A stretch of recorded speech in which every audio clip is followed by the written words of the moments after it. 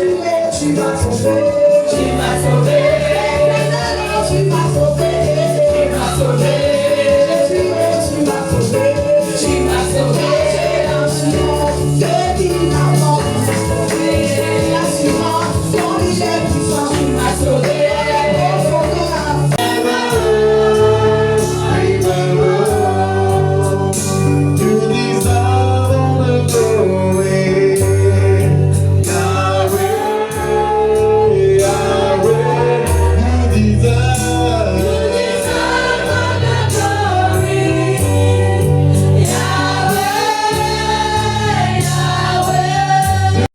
La servante de l'Éternel.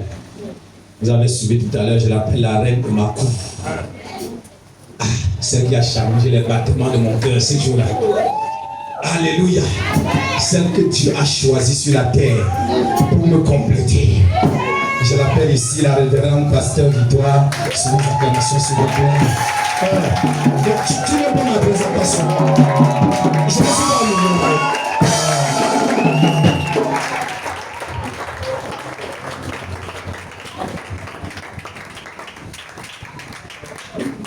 Alléluia. Te bénisse. Sans toi, Jésus, ma vie n'est plus pareille. Je n'ai que ma voix pour t'adorer. Sans toi, Jésus, ma vie n'est plus pareille. Je n'ai que ma voix pour t'adorer. Jésus, sans toi, Jésus, ma vie n'est plus pareille. Je n'ai que ma voix pour t'adorer. Sans toi, Jésus, ma vie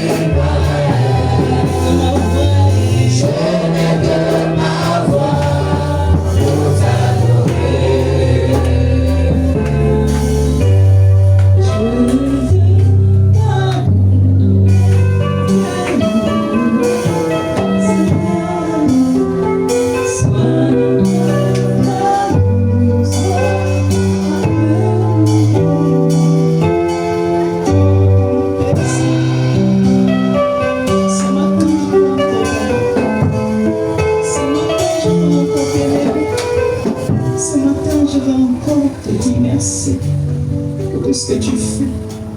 Merci, oh Dieu de gloire, Seigneur. Parce que toi, tu es vivant. Toi seul, tu es digne. Merci, Papa, pour tout ce que tu fais. Merci, oh Dieu, pour ta grandeur infinie. Mon âme célèbre tes merveilles. Parce que tu es fidèle. Et fidèle est ton nom. Je te rends grâce ce matin parce que tu n'as jamais échoué. Tu n'as jamais échoué. Et ton nom est fidèle. Et toute la gloire te revient. Oh, tendre Père, je soumets au Dieu ce moment. Car sans toi, je ne peux rien. Mais avec toi, tout est possible. Je prie que ta grâce soit encore manifestée ce matin et que ton peuple ici présent soit encore béni. Glorifie ton nom, Saint-Esprit, au nom de Jésus. Amen.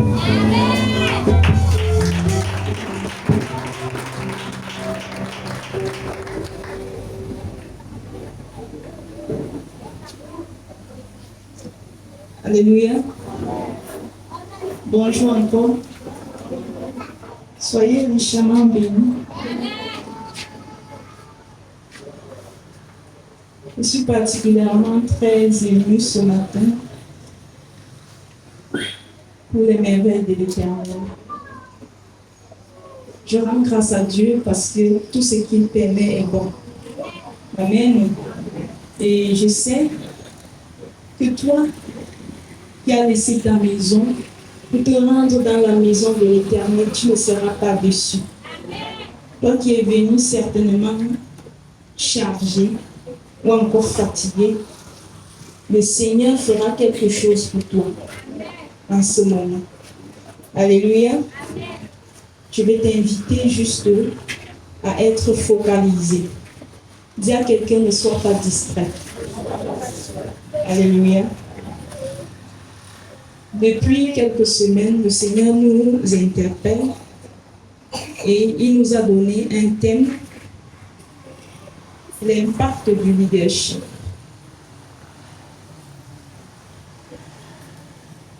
L'impact du leadership dans la vie d'un chrétien. Amen. Donc, depuis que nous avons commencé ce thème, le Seigneur a commencé à nous parler. Et il nous a beaucoup parlé. Il était question pour nous de travailler sur les avantages du leadership. Et sur les avantages du leadership, nous avons exploré plusieurs avantages dans lesquels nous avons compris que lorsque nous sommes soumis au leadership, cela entraîne dans notre vie la réussite, ça entraîne dans notre vie la croissance, la bénédiction, l'unité d'esprit, la stabilité et bien d'autres. Amen. Donc nous avons compris par là que le leadership est tellement important dans la vie d'un chrétien et que beaucoup des chrétiens sont aujourd'hui errants, sont aujourd'hui tellement instables dans leur vie de foi, juste parce qu'ils ont ignoré ou encore négligé l'aspect leadership. Amen. Oui, parce que lorsque nous voyons la naissance d'un enfant, chaque enfant naît dans les bras d'une maman. Alléluia. Et il est impossible pour un enfant de grandir tout seul. Alléluia. Il en est de même pour nous qui sommes nés de nouveau. Alléluia. Lorsque nous naissons de nouveau, Dieu nous donne un encadreur. Dieu nous donne une personne qui prendra soin de nous. Alors, si nous autres, en tant qu'enfants nés de nouveau, en tant que chrétiens, nous ne sommes pas soumis à une autorité spirituelle établie par Dieu pour notre vie, il sera difficile que nous puissions avoir une croissance dans le Seigneur, une bonne croissance. Amen. C'est la raison pour laquelle le thème sur le leadership est tellement important pour les chrétiens. Lorsque nous avons compris la place du leadership dans notre vie, il est impossible pour nous de marcher encore dans... On ne tâtonne plus. Alléluia. On ne tâtonne plus en tant que chrétien. Parce que nous connaissons à quel arbre nous appartenons. Nous connaissons où est-ce que l'Esprit de Dieu voudrait que nous demeurons. Alors, lorsque nous avons compris sa pensée, nous demeurons et nous nous abreuvons de ce qu'il donne. Alléluia. Et c'est ainsi que nous grandissons à tous les niveaux, spirituellement, physiquement, et les choses, les plans de Dieu se tracent au fur et à mesure que nous grandissons. De même que nous qui sortons des maisons, nous avons grandi. Il y a une époque que tu avais 1 an, il y a une autre époque que tu avais 5 ans, il y a une autre époque que tu as eu 10 ans, tu as eu 15 ans, tu as eu 20 ans. Il en est ainsi pour nous en tant qu'enfants de Dieu. Nous grandissons aussi spirituellement. Amen. Donc, ce matin, le Seigneur nous donne un sous-thème.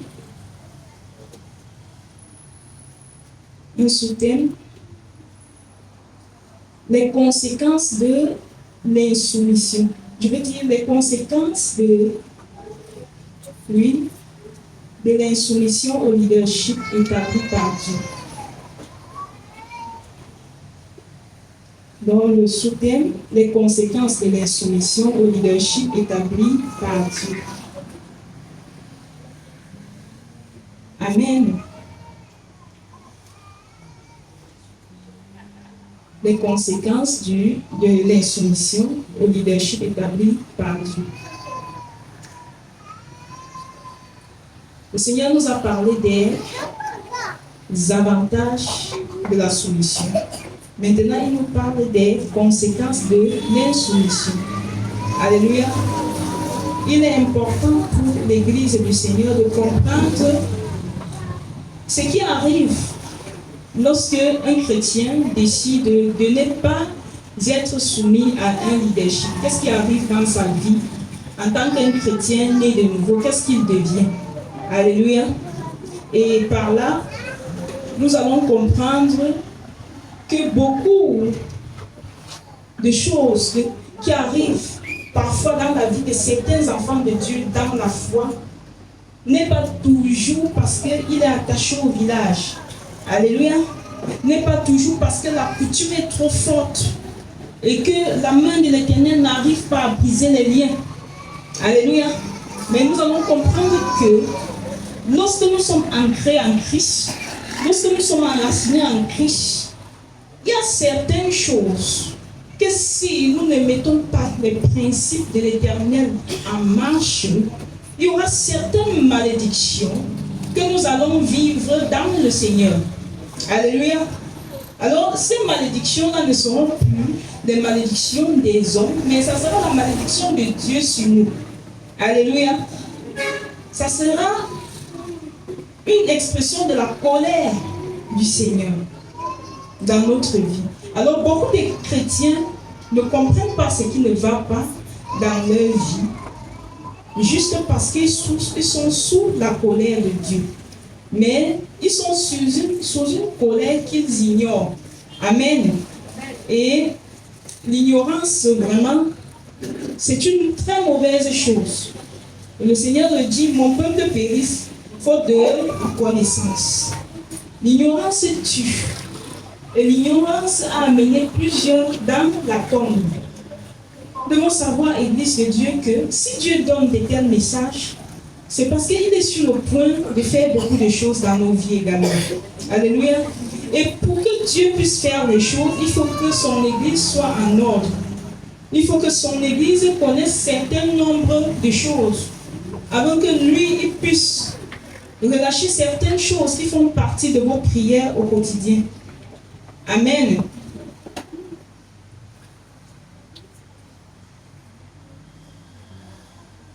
Bon, les conséquences de l'insoumission au leadership. Il y a plusieurs conséquences de l'insoumission au leadership.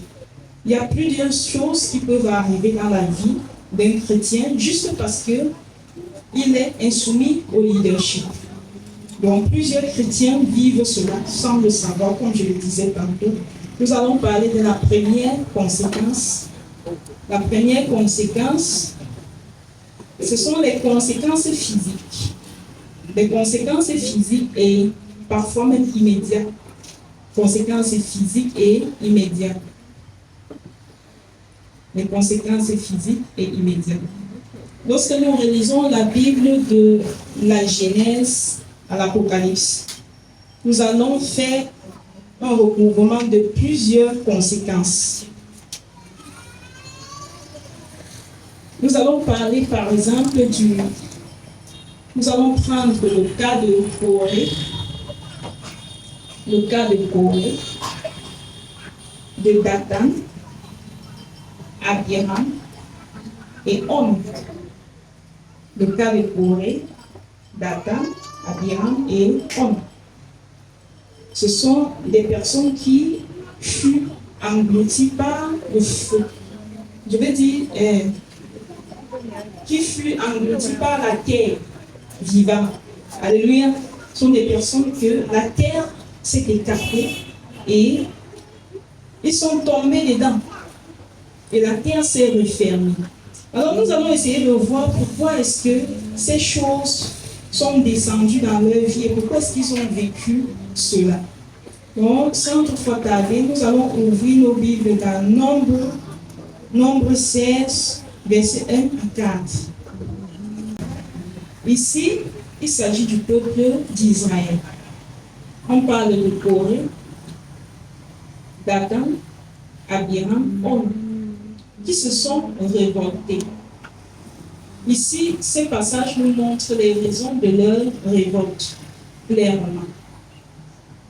Ils se sont révoltés et ils sont allés prendre des personnes, des principaux. Alléluia. Donc, ils n'ont pas pris n'importe qui dans l'assemblée de Moïse. Alléluia. Donc, ils sont allés détecter des personnes qui savaient que non, si on parvient à leur prendre, alors le ministère de Moïse est fini. Alléluia. Donc, ils ont touché ce qu'on appelle le cœur du ballot. Alléluia. Oui, ils sont allés prendre 250 avec eux. Ils se sentaient tellement aussi forts, aussi sages, aussi braves. Et qu'est-ce qui se passe? Ils disent que l'assemblée est saine. L'assemblée est saine. L'assemblée est sans péché. Alléluia. Pourquoi est-ce qu'ils se plaignent? Moïse tout le temps allait à la montagne, allait chercher quoi? La loi. Alléluia.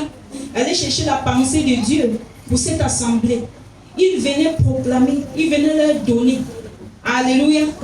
Alors, ces personnes-ci étaient fatiguées des discours de Moïse. Alléluia. Étaient fatiguées des instructions qu'il donnait. Et ils taxaient Moïse d'incapable. Ils taxaient Moïse d'une personne incapable de les amener à la terre promise. Alléluia. Ils remettaient en question l'autorité de Moïse. Amen. Ils disaient que Moïse en fait trop. Moïse en fait trop. Pourquoi tout le temps il parle de l'assemblée de la sorte? Pourquoi tout le temps il est toujours en train de châtier? Il est toujours en train de reprocher. Au lieu de nous amener sur notre terre, au lieu d'aller nous fixer là où on veut, nous voulons des miracles, nous voulons ceci, nous voulons cela. Lui, il ne fait que nous dire, repentez-vous, ne péchez plus, ne faites plus cela, ne faites plus ceci. Pourtant, nous, on attend le mariage, on attend ceci. Lui, il est toujours en train de nous raconter des choses que Dieu ne veut pas. Dieu ne veut pas ceci, Dieu ne veut pas cela. Dieu, non, vous devez vous vêtir comme ça, vous devez... Non, ils étaient fatigués. Ils en avaient bon. Non, nous sommes fatigués de ton discours. Et nous sommes persuadés que Dieu est avec nous, il n'est pas avec toi. Alléluia. Dieu est avec l'assemblée. Tout ce que tu as là, tout ce que tu es en train de discourir là, c'est pour toi là-bas. Ça en est. La Bible dit, ils ont dit assez. Assez à Moïse. Donc ils ont remis en question la place de Moïse, l'autorité de Moïse. Et c'est ainsi que Moïse il est parti, il est retourné vers celui qui l'a appelé. Il est retourné vers celui qui est resté à ses pieds pendant 40 ans pour être formé, pour comprendre la vision, pour comprendre ce que les choses que Dieu l'appelait à faire dans les années qui viennent. Il est retourné pleurer. Seigneur, j'ai tout laissé. Seigneur, j'ai tout abandonné pour ces discours, pour ces prédications que tu me donnes. Mais lorsque je pars relâché, voilà ce que ton peuple dit. Voilà ce qu'ils disent de moi. Alléluia. Voilà ce qu'ils disent des messages que tu me donnes. Voilà ce qu'ils disent. Ces personnes étaient révoltées contre Moïse, mais elles ne savaient pas qu'effectivement, Dieu les avait sortis de l'Égypte.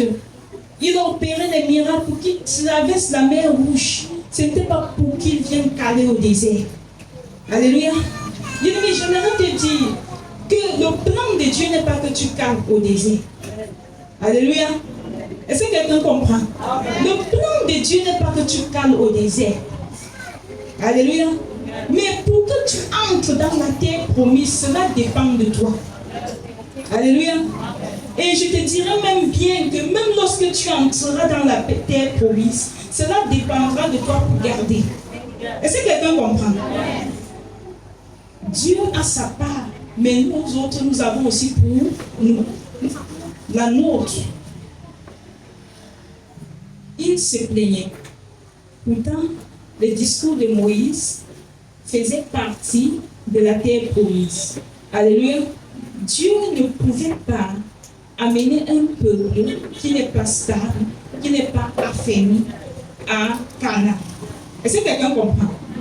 Alors, c'est la raison pour laquelle Dieu prenait le temps pour leur façonner. Et Dieu donnait des discours qui ne leur plaisaient pas toujours à Moïse de leur donner. Alléluia. Et nous allons comprendre que Dieu n'échoue jamais. Amen. Il n'échoue jamais. Et c'est un homme, et je vais dire, il est fidèle. C'est un Dieu fidèle. Alléluia. C'est un Dieu fidèle. Est-ce que nous pouvons lire le verset 28 à 31? Qu'est-ce qui les arrive? 28 à 31. Après, vous saurez que ces gens ont méprisé l'Éternel. Alors, Dieu est obligé de justifier l'appel de Moïse. Alléluia. Dieu est obligé de justifier l'appel de Moïse. Voilà ce que je disais. Le peuple de Dieu doit connaître toutes ces choses. Parce qu'il y a certaines actions que nous posons dans l'église et que nous ne pesons même pas les conséquences. Alléluia. Nous posons certaines actions.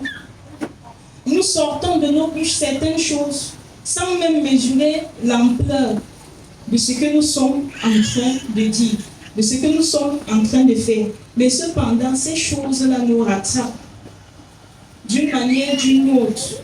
Nous vivons, nous subissons les conséquences de ces choses. Moïse est allé pleurer et il est revenu.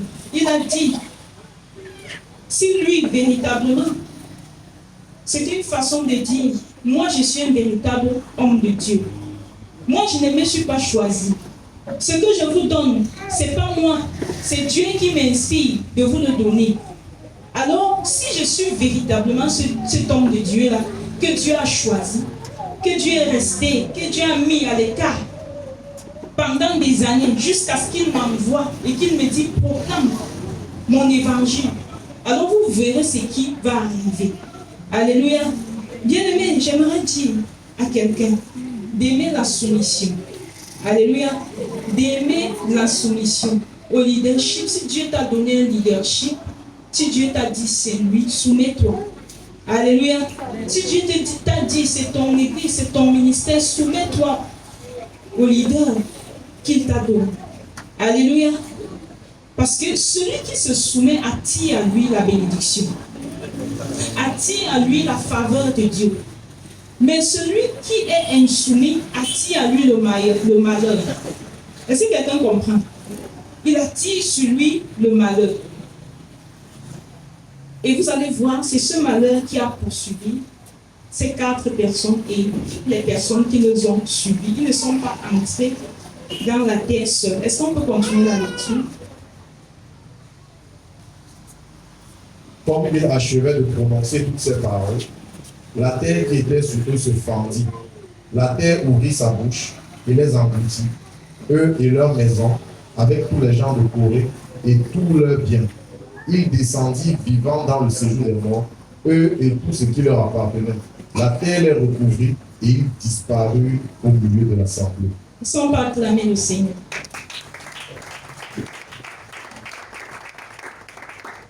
Amen. Pourquoi Dieu a fait de telles choses? Dieu a fait de telles choses pour qu'il y ait de la crainte sur le reste du peuple. Alléluia. Pour que la crainte puisse régner par derrière. Ceci signifie que pour Dieu, le nombre n'est pas très important. Alléluia. Mais c'est la qualité. Le Seigneur aime les personnes obéissantes. Le Seigneur aime les personnes soumises. Le Seigneur aime les personnes qui aiment sa volonté, qui sont prêts à tout pour sa volonté. C'est ce genre de personnes-là qui plaisent à l'Éternel. Alors, c'est la raison pour laquelle Dieu pouvait se débarrasser de tous ces noms-là. On parle de 4 plus 250. La terre s'est ouverte, ils sont entrés tous. Et ça s'est refermé. Donc, on n'a pas eu le temps de proclamer leurs obsèques. Alléluia. Donc, Dieu a fini avec eux. Cette race-là ne mérite pas les obsèques. On se débarrasse, on continue le chemin. Alléluia. Ça veut dire que si c'était un goudron comme cela, comme ils entrent, ça se referme, ça devient goudron, puis la marche au Cana. Alléluia. Alléluia. Et mais lorsque vous lisez ça, vous vous dites non, c'était les choses du passé. Non, ce n'était pas les choses du passé. Alléluia. Jusqu'aujourd'hui, dans le temps de la grâce, le Seigneur continue à le faire. Le Seigneur continue à châtier. Je vous le dis, ce n'est pas parce que nous sommes dans le temps de la grâce que l'Église est devenue un système de libertinage où chacun se lève et il fait du n'importe quoi. Il fait ce qu'il veut parce que, soi-disant, Dieu me parle. Alléluia. Non, Dieu me parle. Dieu te parle. Alors tu fais n'importe quoi. Non, ce n'est pas ça. Au contraire, Dieu nous a donné le Saint-Esprit pour que l'Esprit de Dieu nous apprenne la soumission, la véritable soumission. Et Dieu n'est pas un Dieu de désordre. Alléluia. Celui qui écoute véritablement le Saint-Esprit n'est pas dans le désordre.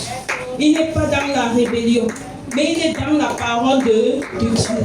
Et lorsqu'il se soumet aux saintes Écritures, il est à l'image de Christ. Dit Christ.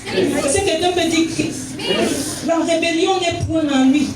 La tétutesse n'est point en lui. La désobéissance n'est point en lui. Alléluia. Mais quel est ce Dieu que l'Église est en train de suivre et qui le transforme en rebelle, en têtu, en errant? Quel est ce Dieu? Quel est ce Saint-Esprit qui est venu en toi?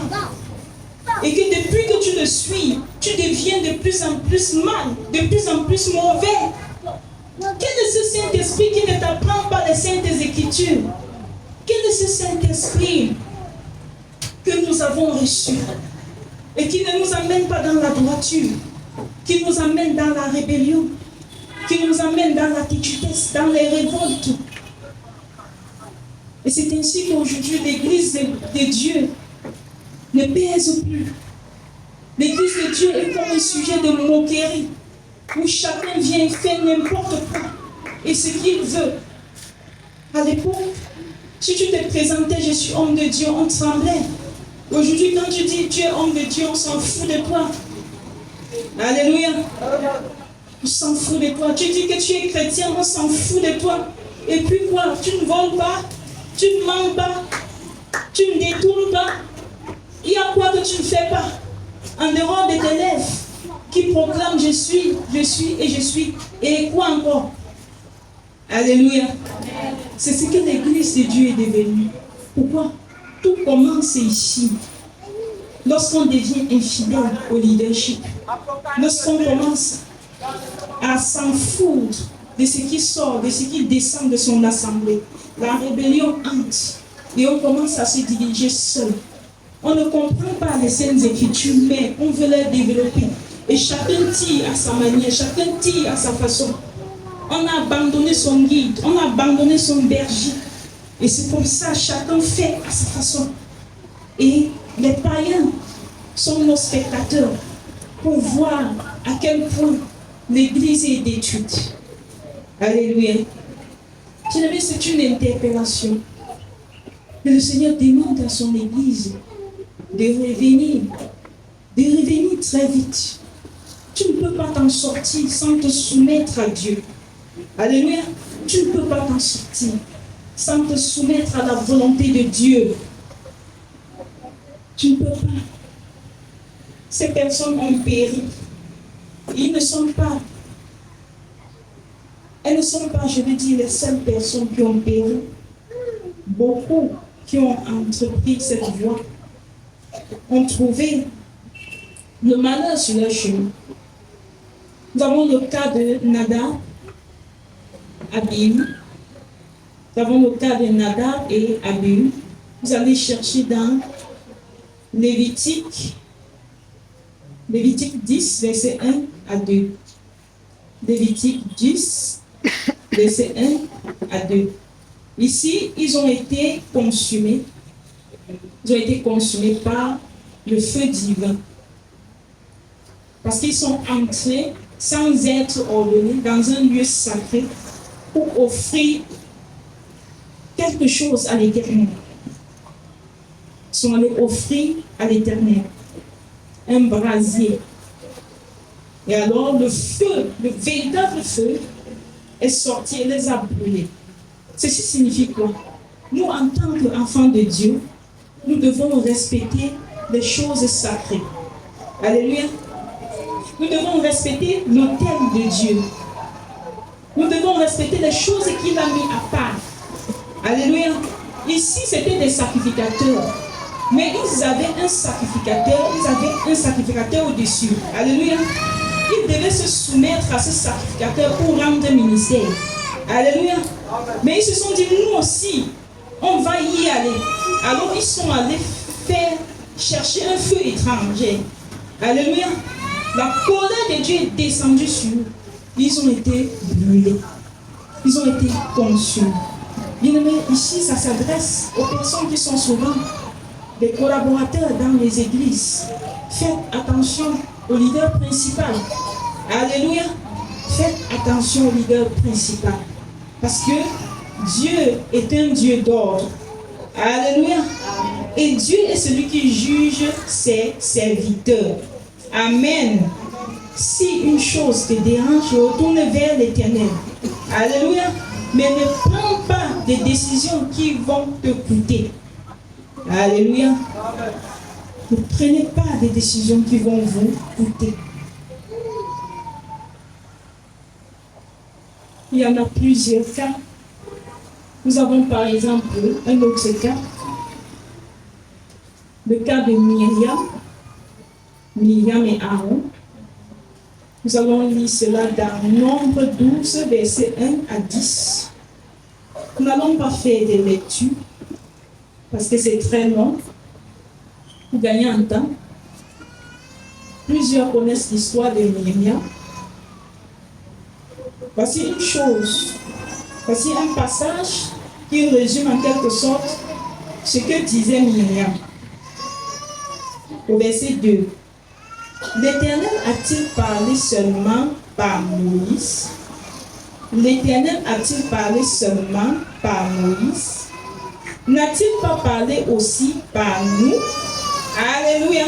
Est-ce que quelqu'un peut dire le piège? Dis le piège. Vous voyez que ici, Myriam aussi remet en question l'autorité de qui?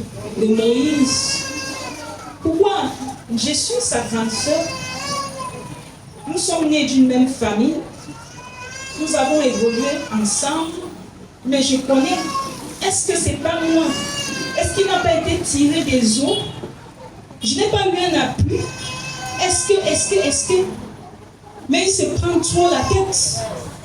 Il se prend trop la tête, celui-là. Aujourd'hui, il doit me diriger. Aujourd'hui, je dois l'appeler papa. Aujourd'hui, je dois l'appeler maman. Aujourd'hui. Alléluia. Est-ce que, amen. Bien-aimé, Dieu, bien qu'ils sont nés d'une même famille, alléluia, mais ils n'avaient pas la même étoile. Est-ce que tu peux dire qu'ils n'avaient pas la même étoile? Dis, ils n'avaient pas les mêmes dimensions d'onction, de puissance, de grâce, de choix divin. Alléluia. Mais ils étaient du même sang. Mais cependant, ce que Dieu avait déposé en Moïse était bien plus fort que ce qu'il avait déposé en Myriam. Alléluia. Et ce qui était en Myriam devait se soumettre à ce qui était en Moïse. Je vais te dire que Dieu a déposé en toi, je le sais. Alléluia. Je sais que ce qu'il a déposé en toi est grand. Mais si tu as donné un leader et qu'il t'a dit c'est lui, ce sont eux, ne regarde pas l'apparence. Ne regarde pas l'apparence. Ce qu'il a mis en eux est supérieur pour encadrer ce qu'il a mis en toi. Alléluia. Myriam dit, est-ce que le Seigneur parle seulement à Moïse? Est-ce qu'il n'a pas aussi parlé à nous? Est-ce qu'il n'a pas aussi parlé au travers de nous? Oui, Dieu te parle. Alléluia. Dieu te parle. Alléluia. Dieu te parle. Dieu parlait à Myriam. Ici, ça montre que Dieu parlait à Myriam. Amen. Dieu parlait à Aaron. Mais cependant, il y avait une particularité sur Moïse. Dis une particularité. Dis une particularité qui le distinguait. Est-ce que quelqu'un peut dire la distinction? Dis Dieu, il mettra la distinction sur ton père spirituel, sur ta mère spirituelle, sur tes parents spirituels, sur tes leaders spirituels. S'il n'y a pas cette distinction, ce ne sont pas tes leaders. Ce ne sont pas acclamés Jésus.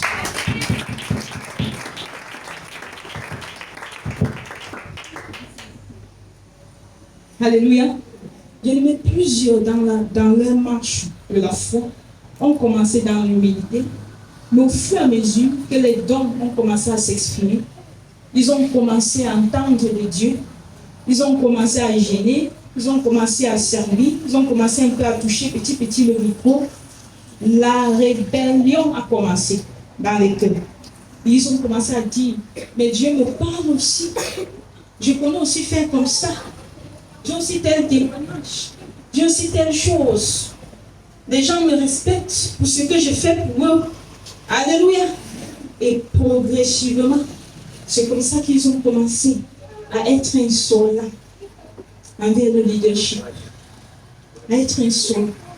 Mais comme une maman qui prend un enfant, incapable de se lever, incapable de marcher, incapable de manger soi-même, mais elle a la foi qu'un jour, cet enfant parlera, cet enfant marchera, cet enfant grandira.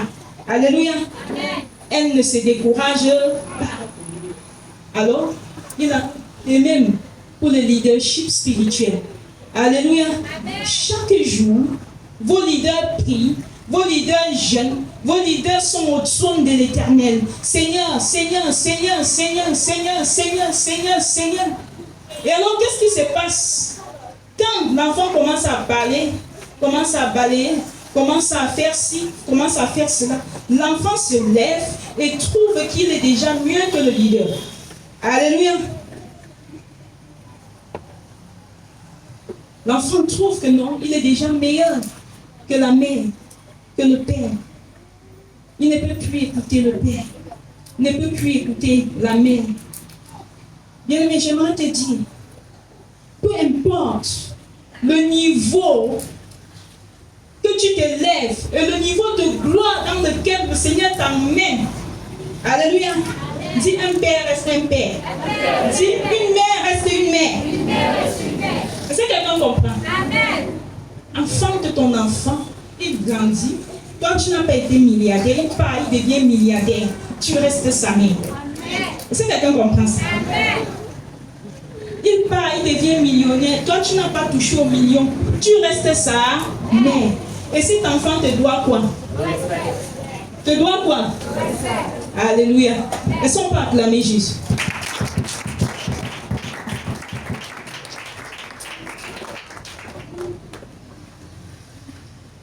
Bien-aimé, si c'est le cas contraire, si parce que tu as eu les millions, tu retournes et tu vois ta pauvre mère qui a fait tout ce travail, tu la regardes droit dans les yeux, tu la laves, dis malédiction.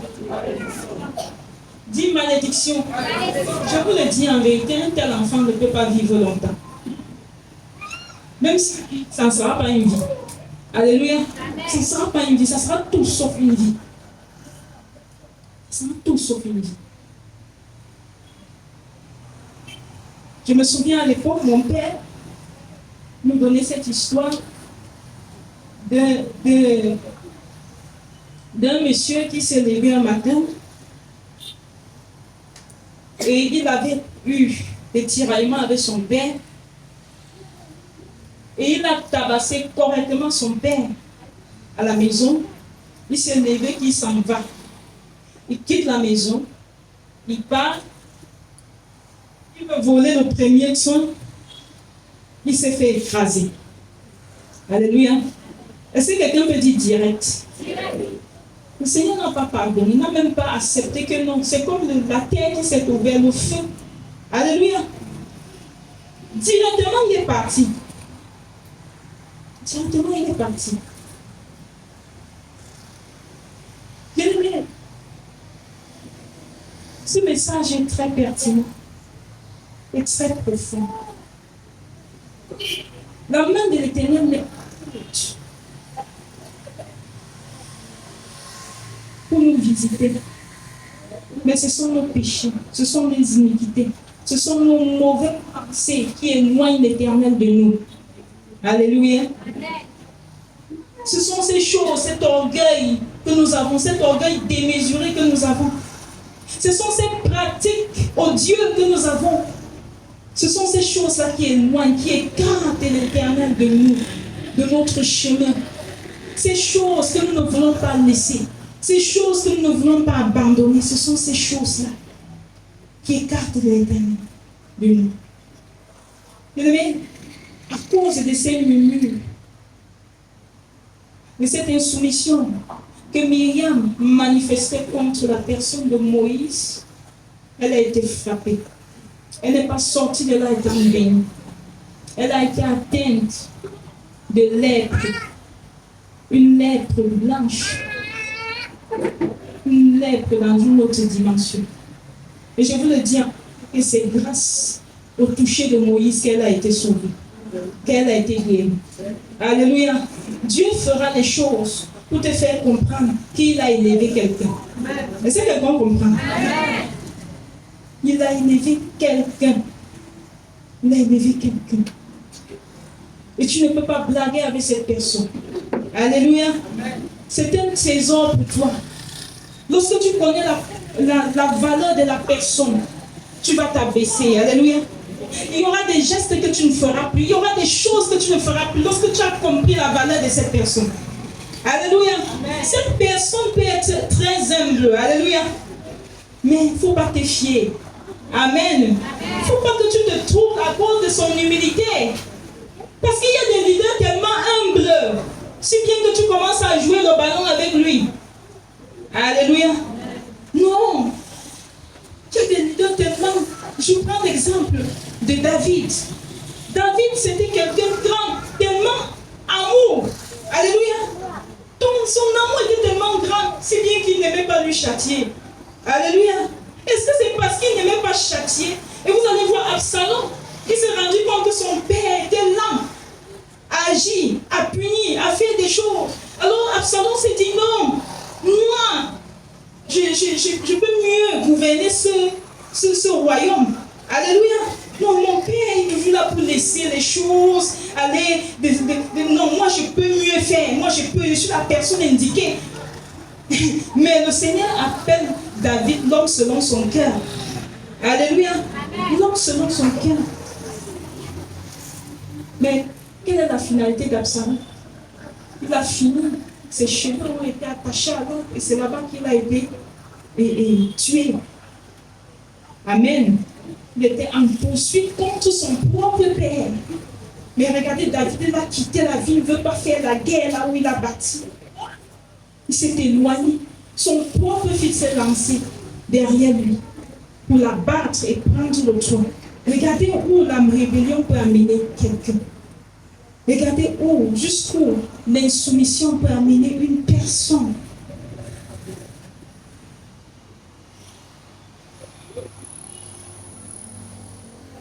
Pour ceux qui veulent lire l'histoire d'Absalom, prenez 2 Samuel 18. 2 Samuel 18.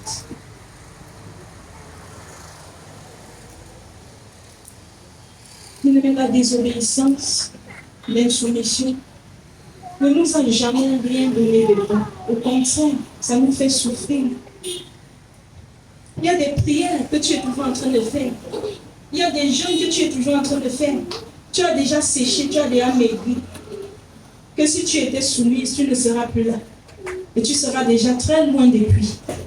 Mais cependant, tu es arrêté. Et Dieu aussi a arrêté avec toi à ce niveau. Jusqu'à ce que tu comprennes la soumission. Jusqu'à ce que tu comprennes la soumission. Dieu arrête cela à cause des choses qu'il veut faire avec toi. Alors, vous avez tous suivi le témoignage, pour ceux qui étaient là dimanche passé, de notre bien-aimée. Elle a dit qu'elle se levait. C'était comme une révolte dans son cœur. Et elle a commencé à prier, Seigneur, tu veux voir certaines choses être manifestées dans ma vie. Pourquoi les autres font? Pourquoi moi je ne fais pas? Non, Seigneur, je veux. Le Seigneur lui a dit, oui, j'aime cette prière-là. Tu veux. Mais regarde, les personnes que j'ai mis devant toi, regarde comment tu les traites. Regarde comment tu les traites. Est-ce pas ces mêmes personnes-là que tu es en train de détruire partout? Que tu es en train de trahir partout? Elle-même, elle a dit, le Seigneur l'a appelé Judas. Tu es Judas. Iscariot, tu es Judas. Elle dit, Seigneur, il dit, regarde.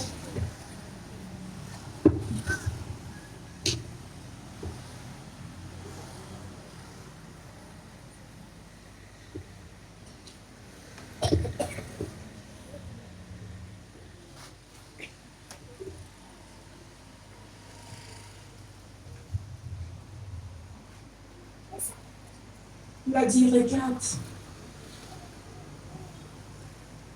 ce que tu fais. Mais c'est un leader qui te donne le pain spirituellement pour que tu grandisses. Mais toi, qu'est-ce que tu fais d'eux? Tu t'élèves, tu prends toi-même la moto pour aller commérer d'eux. Avec tes gens, tu prophétises. Leurs ministères n'iront pas loin. Ils ne vont rien faire. Vous riez leur échec chaque jour.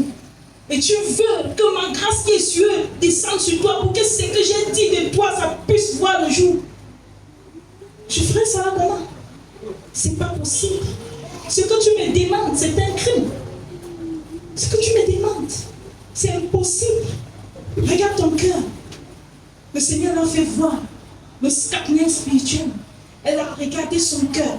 C'était plein d'asticots. Il ne pouvait pas compter le nombre d'asticots.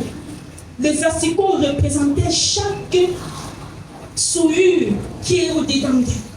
Bien-aimés, nous sommes dans un temps de prière de 28 jours. Et la Pentecôte, c'est le moment, c'est le temps même que Dieu déverse sa gloire dans l'église. Alléluia. Mais est-ce que nous serons capables de recevoir la grâce que Dieu a réservée à la Pentecôte? Alléluia. Le Seigneur lui a dit, regarde ce qui bloque. Ce sont ces choses que tu gardes dans ton cœur. Dieu a pris le temps pour lui parler et lui dit, regarde, pour de telles choses, est-ce qu'on peut guérir un tel cœur?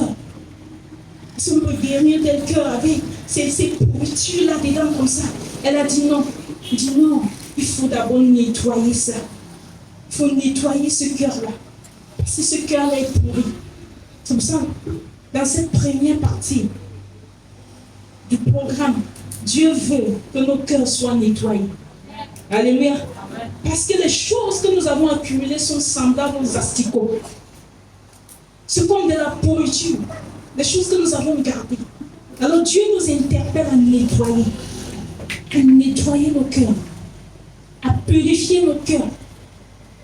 À purifier nos cœurs. Plusieurs fois, tu t'es révolté.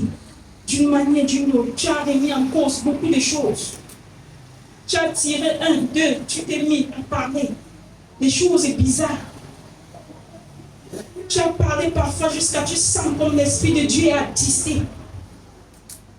Il y a des choses que tu as faites.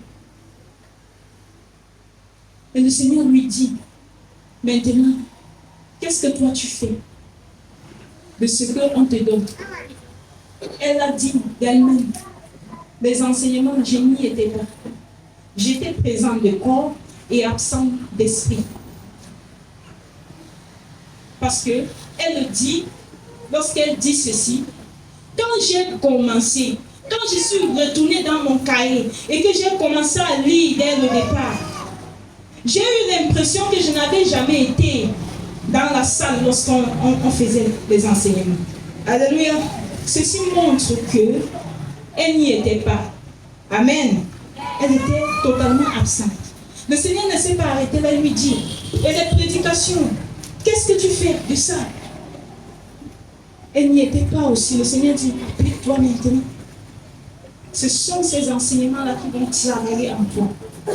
Et c'est en prenant ces enseignements, ces prédications qui sortent au sérieux comme une bénédiction.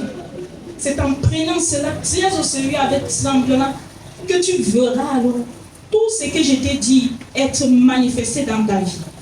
Alléluia. Mais regardons comment nous avons perdu notre temps. Attendre le miracle, comme les enfants d'Israël au désert. Et c'est ainsi qu'ils sont morts dans le désert sans entrer là où Dieu les a menés. Pourquoi? Parce qu'au lieu de prendre les enseignements, ils cherchaient le miracle. Au lieu de suivre les prédications, ils cherchaient le miracle. Au lieu d'appliquer la loi, ils cherchaient le miracle. Et c'est ainsi qu'ils ont oublié ce qui donne les miracles, ce qui produit les miracles. Et c'est leur sort, c'était la mort. Bien-aimé, je prie que ça ne soit pas ta portion. Je prie que ça ne soit pas ta portion ce matin. Je prie que tu sois compté parmi ceux qui sont allés en terre promise. Que tu sois compté parmi Caleb, parmi Josué et bien d'autres. Est-ce qu'on peut acclamer Jésus?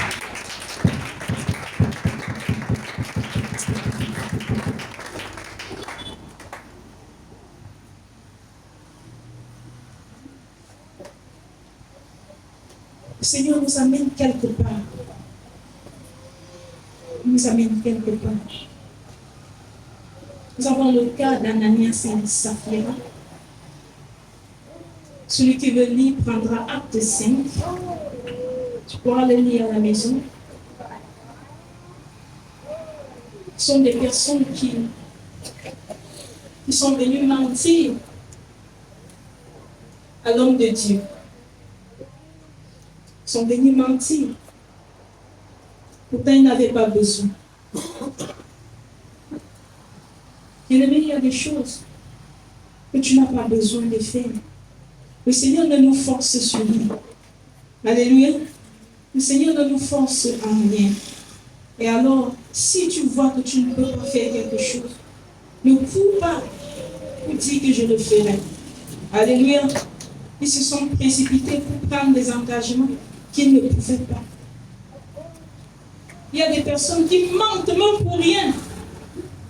Juste pour se faire voir.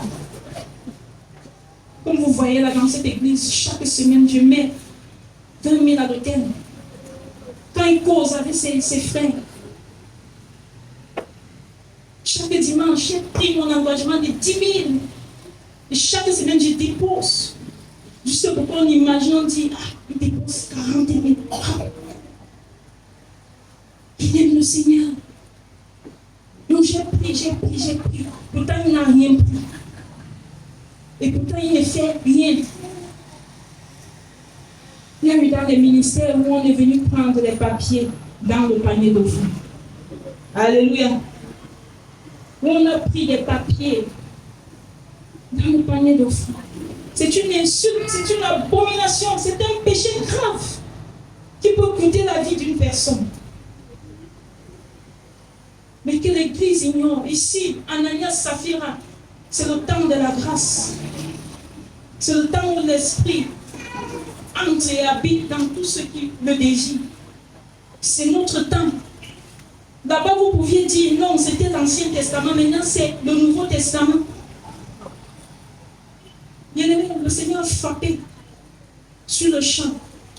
Ananias, bam, il est tombé sous son mensonge. La crainte a envahi l'assemblée.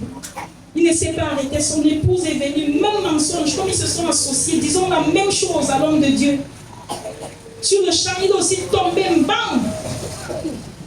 Oui, tu es très champion. Même quand l'homme de Dieu t'appelle pour te dire j'ai vu, tu lui fais comprendre que c'est faux. Tu lui persuades jusqu'à lui-même, il doute même de son Dieu, de ce que Dieu lui a dit. Et pourtant tu sais que tu es dans la prostitution. Pourtant tu sais que tu es dans le faux, tu es dans le mensonge, tu es dans la coutume, tu es en train de faire les choses louches. Tu viens d'envoyer l'argent, tu viens de faire ceci.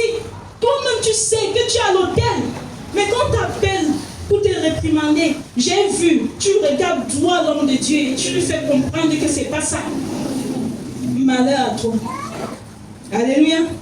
Malheur à toi. Toi qui fais ces choses. Malheur à toi, bien-aimé, peuple de Dieu. Toi qui fais ce genre de choses, c'est très dangereux. C'est très dangereux.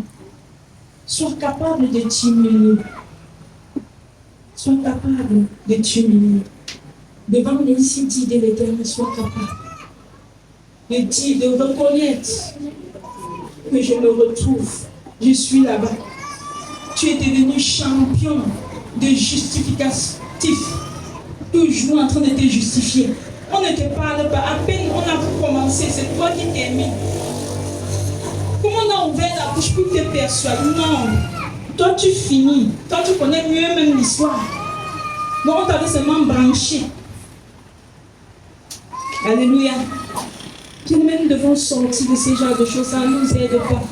Et quand tu finis, tu sors de sa présence, tu peux te vanter. Ils croyaient que quoi? Moi, de la façon que j'ai parlé, là, je ne drague pas avec eux. C'est vous qui vous soumettez. Moi, je ne suis pas là. Hey, je suis direct, je lui dis. C'est comme ça que vous faites. Et tu te vantes même de la manière dont tu méprises Dieu, de la manière dont tu as pesé ses vases et tu as vu que tu peux manier, tu peux faire comme tu veux. Et c'est devenu une fierté pour toi. Et quand tu viens, tu les chiffonnes et tu rentres, tu dis aux autres, il faut les chiffonner. Il faut les chiffonner. Ils ont même été choisis. C'est comme ça que tu te comportes. C'est comme ça que tu fais. Mais toi qui écoutes ce message, malheur à toi.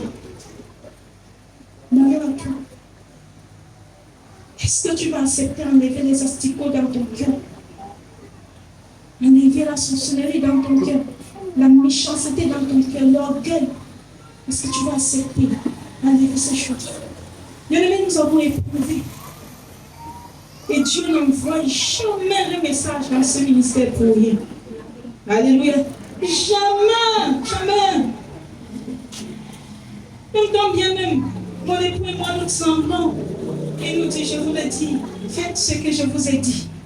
Et lorsque nous commençons, parfois au départ, c'est foi, mais à un certain moment, les témoignages viennent. Alléluia. Les témoignages viennent pour confirmer que cette parole est de Dieu. Alléluia.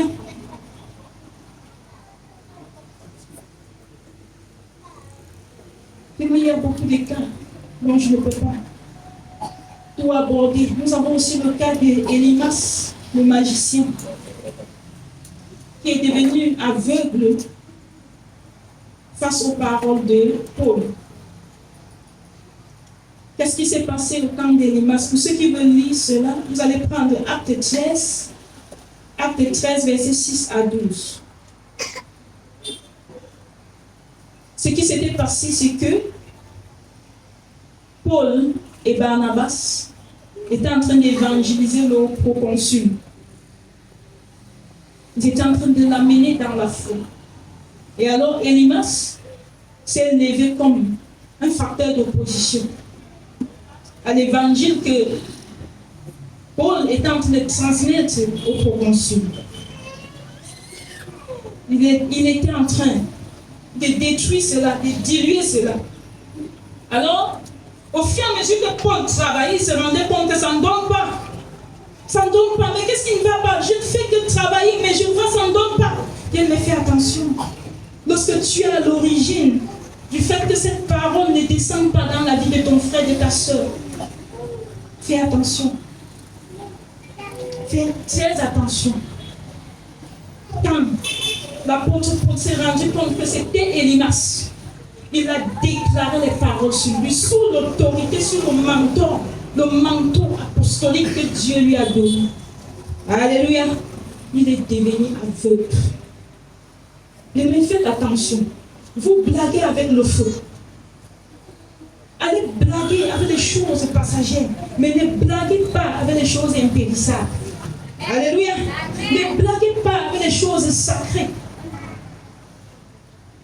Jusque-là, nous avons toujours prié, Seigneur, pardonne.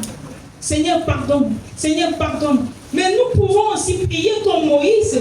Nous pouvons aussi prier comme Paul. Nous pouvons aussi prier comme Pierre. Alléluia. Ces prières ont été faites dans l'Ancien Testament. Ces prières ont été faites dans le Nouveau Testament. Et nous autres aussi, nous pouvons prier. Alléluia. Amen. Parce qu'il faut que Dieu se démontre qu'il a oint certaines personnes pour un but précis. Amen. Pour une vision précise. Alléluia. Mon époux est là. Il faut témoigner. Nous arrêtons maintenant, Seigneur. Ne fais pas, pardon. Seigneur, nous avons vu, pardon. Mais nous pouvons prier le contient. Alléluia. Amen. Paul a prié que Dieu châtie cette personne qui fait ça. Alléluia. Et maintenant, il est venu à Lévitique où Dieu va commencer à châtier. Ceux qui sont comme Élymas, ceux qui sont comme Ananias et Saphira, parce que cela rend l'œuvre de Dieu légère. Alléluia. Là, il est venu où Dieu va frapper fort. Et il nous a dit, et nous avons annoncé, parce que vous demandez des choses que vous ne connaissez pas. Alors pour que ces choses deviennent réelles, il faut que certain nombre de choses cessent. Alléluia. Il faut que certain nombre de choses cessent. Parce qu'il y en a qui ne doivent pas mourir au désert. Alléluia. Il y a des personnes qui veulent Cana. Alléluia. Il y a des personnes qui sont demeurées sincères et qui veulent entrer dans leur Cana. Alléluia. Est-ce que tu peux toucher quelqu'un? Tu lui dis, tu ne vas pas bloquer mon Cana. Alléluia. Dis, je veux sortir et entrer. Dis, on va y arriver. Sans pas acclamer Jésus.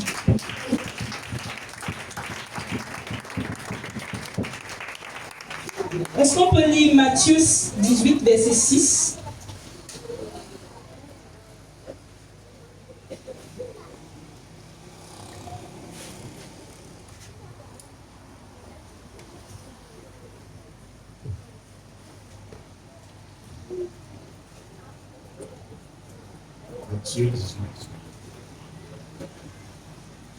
Matthieu 18, verset 6. Matthieu 18, verset 6.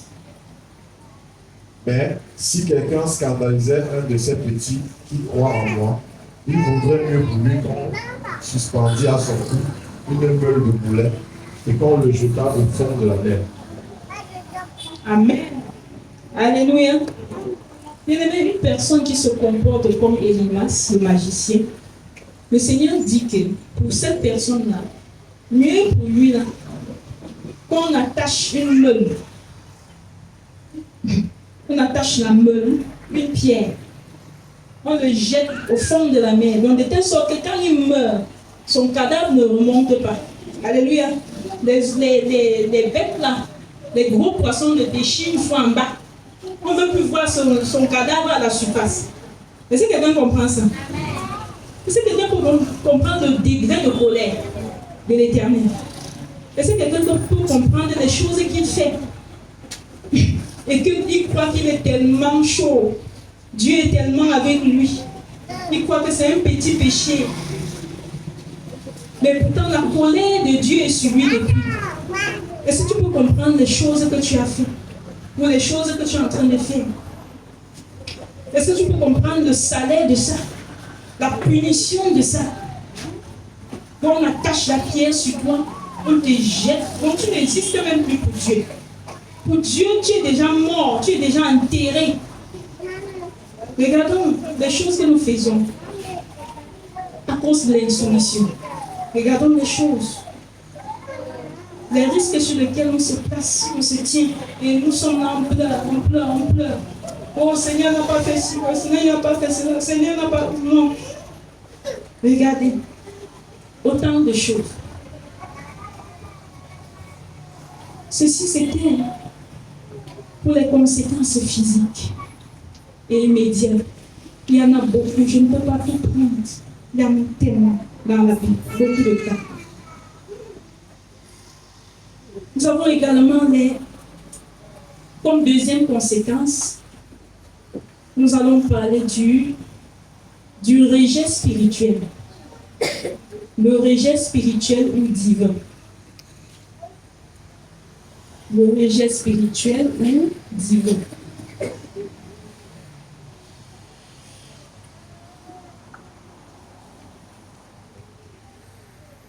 Mais dans ce cas, nous constatons dans la Bible que plusieurs personnes ont perdu des grâces, des promesses, des grandes choses à cause de l'insoumission. Et aujourd'hui, ne comprennent pas pourquoi est-ce que Dieu leur avait promis telle chose et ce n'est jamais arrivé. Beaucoup parfois se retrouvent même dans la vieillesse et disent, le Seigneur m'avait dit que je devais me marier, par exemple. Je devais enfanter, je devais. Mais pourquoi ces choses ne sont jamais arrivées? Alléluia. Alléluia. Est-ce que quelqu'un peut dire, le Seigneur est fidèle? Dis, le Seigneur est fidèle. Je n'ai pas pris beaucoup de cas pour illustrer ce deuxième point. J'ai pris un seul cas parce que ce cas est très fort. Amen. Et ça résume tous les autres cas. Le rejet spirituel. Il n'y a pas un cas qui m'a marqué dans la Bible comme le rejet de Saoul. Alléluia. La Bible dit de Saoul, 1 Samuel 9, verset 2, que c'était une personne de la tribu de Benjamin. C'était un homme de la tribu de Benjamin. Et le Seigneur précise au verset 2 qu'il était grand. Il était grand de taille. Il était beau. Donc Saoul était grand. Saoul était beau. C'était un bel homme. Dieu n'a pas choisi n'importe qui. Alors, le Seigneur va envoyer Samuel pour le roi d'Israël. Il est le premier roi d'Israël à être oint pour diriger Israël. Et il a été réclamé par le peuple même d'Israël lorsqu'il disait, nous voulons aussi voir comme les autres nations, les autres peuples.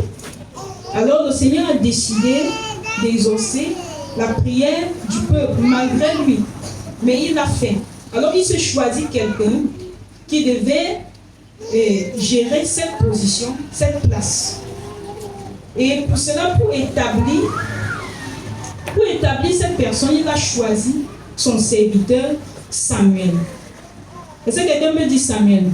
Dis Samuel. Dis le leader. Dis le leader. Dis le leadership de Dieu. Amen. Samuel était un roi. Alléluia. Samuel n'était pas roi, n'est-ce pas? Samuel était riche. Alléluia. Il était serviteur de... Alléluia. Alors, le Seigneur va choisir Samuel pour aller verser l'huile sur la tête de Saoul. Et alors, ce simple geste que Samuel s'est levé et a fait sur la tête de Saoul a tout changé dans sa vie. Est-ce qu'on peut acclamer le Seigneur pour ça?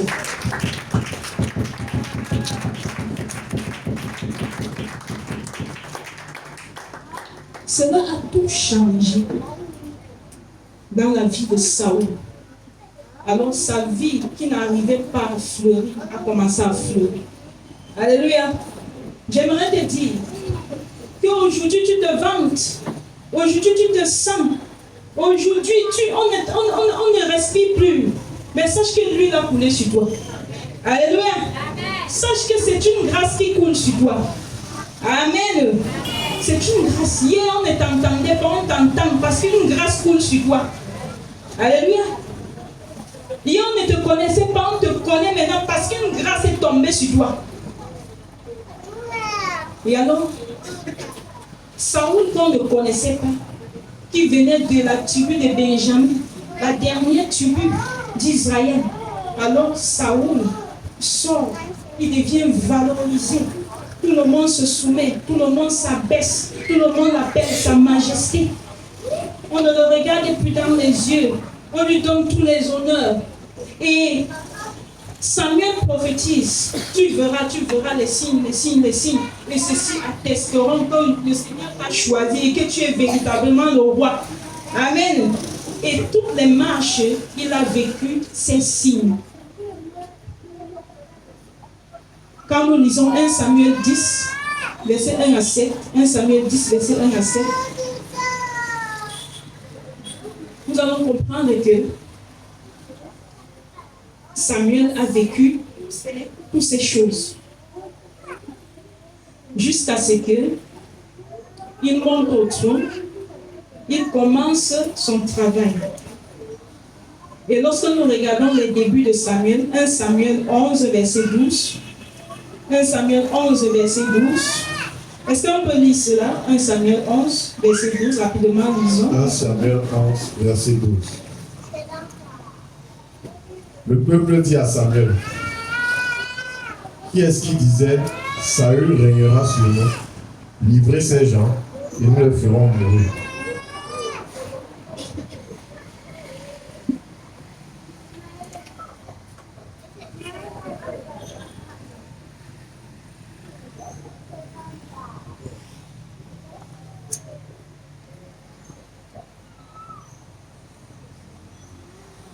Amen. Est-ce que tu peux lire à partir du verset 10?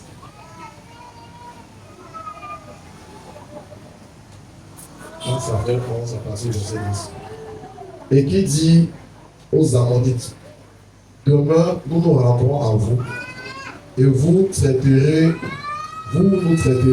comme bon vous semblera. Le lendemain, Saül divisa le peuple en 3 corps.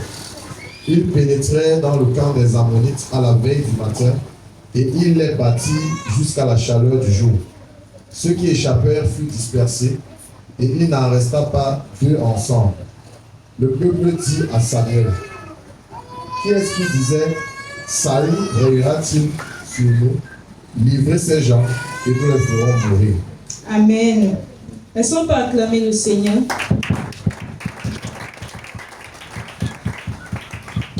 Ici, la Bible nous montre la première victoire du roi Saoul. Alléluia. Sur les Ammonites. Amen. Le Seigneur accorde une première victoire. Ici, nous n'avons pas une plainte quelconque de la part du Seigneur. Mais après cette victoire, l'homme de Dieu, Samuel, viendra parler au peuple pour leur sensibiliser sur la fidélité. Alléluia. Il viendra faire un discours. 1 Samuel 12. Il fera un discours où il parlera au peuple sur la fidélité envers Dieu. Amen. Je disais au départ que même lorsqu'on arrive à Canaan, il faut demeurer sur la volonté de Dieu. Alors, lorsque tu demeures sur la volonté de Dieu, tu as la garantie sur les bénédictions que Dieu t'a données. Amen. Donc, lorsqu'on arrive, on n'abandonne pas. On se souvient toujours du vase qui a versé l'huile. Alléluia. On se souvient toujours de ce vase. Mais sous la mouvance des grandes bénédictions, voici, Saoul va commencer à perdre la tête. Alléluia. Tout le monde s'agenouille, tout le monde obéit. Oh, si tout le monde ne jure que par lui, tout le monde chante son nom, c'est compliqué. Bien, mais faisons attention face à la victoire. Je vous ai dit, le Seigneur nous amène quelque part. Alléluia. Et le Seigneur a même déjà amené certains. Alléluia. Le Seigneur voudrait encore faire plus que ce que tu as déjà vu actuellement. Alléluia. Mais cependant, qu'est-ce que tu feras face à ce qu'il fera dans ta vie? La gestion de la bénédiction, la gestion du succès, la gestion de la réussite est très importante. Il y avait une chose que Saül n'avait pas compris, bien qu'il était au roi de tout Israël. C'était que le vase là, que Dieu avait utilisé là, lui qui n'était pas roi là, lui qui surgissait que par moment là, le vase là, sa parole était trop importante. Alléluia. C'était trop important. Et c'est ainsi que, lorsque nous lisons, parce qu'on peut lire, nous n'allons pas lire, c'est très long. 1 Samuel 13. Cette histoire est très longue et nous ne pouvons pas tout lire. 1 Samuel 13, dans 1 Samuel 13, la Bible nous expose la première insoumission du roi Saül. La première insoumission du roi Saül. Ici, le roi Saül avait besoin de l'intervention de l'homme de Dieu face aux Philistins qui menaçaient le peuple d'Israël. Alors, pendant que l'homme de Dieu tardait de venir agir, est-ce que tu peux dire à quelqu'un, sois patient? Dis, sois patient. Oui, ce qui arrive sur les fidèles, c'est que quand la bénédiction tarde, quand les choses tardent, ça commence à aller dans tous les sens. Ici, l'homme de Dieu tardait. Alléluia. Mon époux disait dernièrement, nous attendons des choses devant des autorités que Dieu a mis devant nous. Et nous, en tant que vos parents, nous prenons du temps. S'ils nous disent patienter, nous allons pas patienter. Mais vous, lorsqu'on vous dit seulement 1 heure de temps après le culte, tu vas voir quelqu'un te regarder sa montre, regarder ses vêtements, regarder tout sur lui, il transpire jusqu'au pied. Et la personne dit non, je m'assois. Je suis là depuis. Vous ne me recevez pas. C'est quoi? Dis Église de Dieu. Église de Dieu. La Bible dit que Samuel tardait de venir. Alors, parce que Samuel tardait de venir, il s'est dit, mais ne suis-je pas roi? Pourquoi devrais-je l'attendre? Moi-même, je peux faire ce sacrifice. Je peux faire cet holocauste. Alors il a pris sur lui de faire ce qui était réservé à Samuel. Alléluia. Dis la chute. Dis la chute. Il n'a pas attendu Samuel. C'est comme ça qu'il a fait cet holocauste, croyant qu'il était en train de bien faire. mais pourtant il est en train d'amener le malheur. Alors, Samuel va arriver. Mais pourquoi n'as-tu pas entendu? Pourquoi as-tu fait de telles choses? Alléluia. Samuel viendra lui reprocher. Il va certainement se justifier. Nous, on était déjà acernés, on était déjà face au front, mais de faire comment? Tu t'allais devenir, c'est cela, c'est ce qui se passe souvent. Tu ne pouvais pas aussi vite venir. Il fallait que je fasse quelque chose, le peuple me pressait. Dis justification. Dis justification. Face aux reproches de l'Éternel, si Dieu te dit que je n'aime pas ta robe, elle est courte, c'est un exemple banal. Alléluia. Va chercher une robe longue et porte-la. Alléluia. Dis à quelqu'un, fuis les problèmes. Pourquoi? Saoul est le style. Se justifier. Pour que l'homme de Dieu comprenne que lui, il a raison. C'est ce qui se passe aujourd'hui dans la maison de Dieu. Tu ne peux pas parler à ta fille, non, les raisons vont lui conseiller. Tu ne peux pas parler à ton fils, les raisons, lui-même il court. Non, quand je passais, non, quand telle personne, telle ceci, le Seigneur m'a convaincu, ici c'est mon église. Alléluia. Maintenant, on ne peut pas te parler. Alléluia. On ne peut pas te parler. Est-ce que ce n'est pas le même Seigneur qui t'a convaincu? Alléluia. Est-ce que ce n'est pas le même Dieu qui t'a convaincu? Maintenant, on ne doit plus te parler. Maintenant, quand tu es venu t'asseoir, tu es devenu le correcteur. Tu corriges les fautes, tu corriges les virgules, tu corriges la connaissance, tu corriges ceci, tu corriges cela. Est-ce que c'est ce que Dieu t'a envoyé faire? Alléluia. Est-ce qu'on va acclamer Dieu?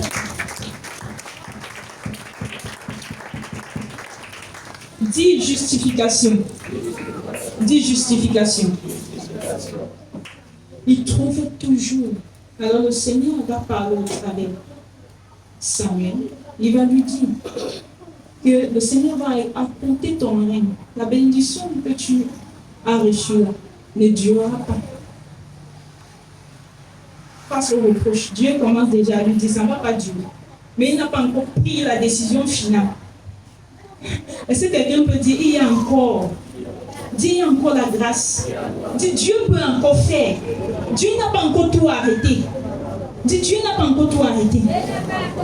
Dis si je reviens à l'Éternel, il fera dans ma vie. Il fera pour moi.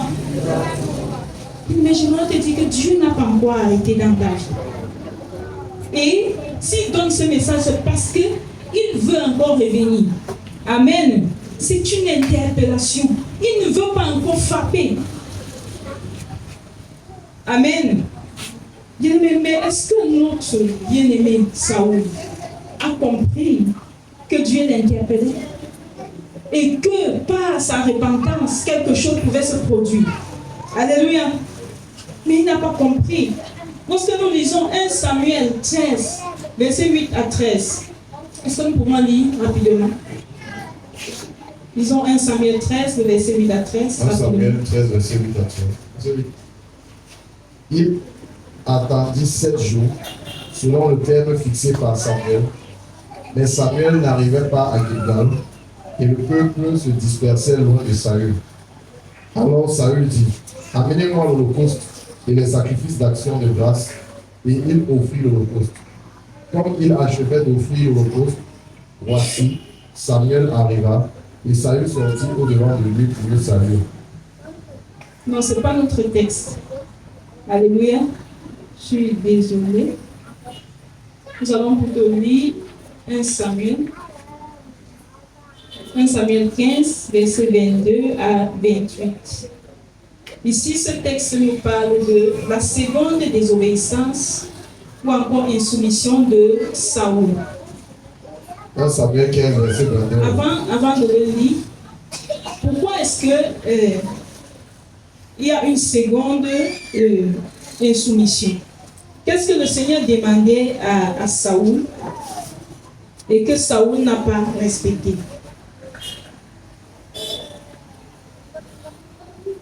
Alors, Saoul devait aller mener une bataille contre les Amalécites. Et pendant cette bataille, le Seigneur lui a interdit de ne rien prendre de ce peuple-là et de ne laisser personne en vie. Alléluia. Il devait tous les abattre, sauf rien.